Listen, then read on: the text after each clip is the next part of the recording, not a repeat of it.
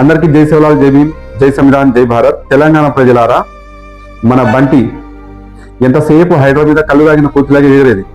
అది ఎందుకు ఎదుగుతాండా అని చెప్పేసి ఇప్పుడు అర్థమైంది తెలంగాణ ప్రజలకు. బీఆర్ఎస్ ఎమ్మెల్యేలు కొన్ని వందల కోట్ల విలువ చేసే భూములు, చెరువు చికం భూములు కాజేసేసిర్రు. దాన్ని హైడ్రా గుర్తించి నిన్న ఒక్క రోజులోనే 5 ఎకరాల భూమి దుర్గం చెరువు ప్రాంతంలో కొత్త ప్రభాకర్ రెడ్డి అని చెప్పేసి కబ్జా చేసిండు. దాన్ని కాపాడుకోవడానికి మన బంటి కేటీ రామారావు ఎంతసేపు ప్రజా సర్కార్ మీద, రేవంత్ అన్న మీద కలుగాగిన కోతి లెక్క ఎగిరేది.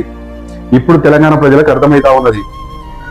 చెరువులని కాపాడి మనం మీరు చూసారు, అంబర్పేటలో బతుకమ్మ గుంట, అదేవిధంగా నల్ల చెరువు ఉప్పల్లో కొన్ని వందల చెరువులు మళ్ళా జీవం పోసుకుంటా ఉంటే మళ్ళా ఈ ప్రజా సర్కారు మళ్ళీ అదే గెలుస్తుంది, ఇక మా ఉనికి అన్నది కోల్పోతుంది అని చెప్పేసి ఎవరెవరైతే బీఆర్ఎస్ పార్టీ నాయకులు ఆ రోజుల్లో కబ్జాలు చేసారో వాళ్ళని కాపాడుకోవడానికి హైడ్రా మీద, అదేవిధంగా ప్రజా సర్కార్ మీద విషం జిమ్ముతారు. చూసిరా తెలంగాణ ప్రజలారా, అధికారంలో ఉందని చెప్పేసి కొన్ని వందల కోట్ల భూములు కాజేసేసిర్రు. దొంగల పార్టీ బీఆర్ఎస్ పార్టీ.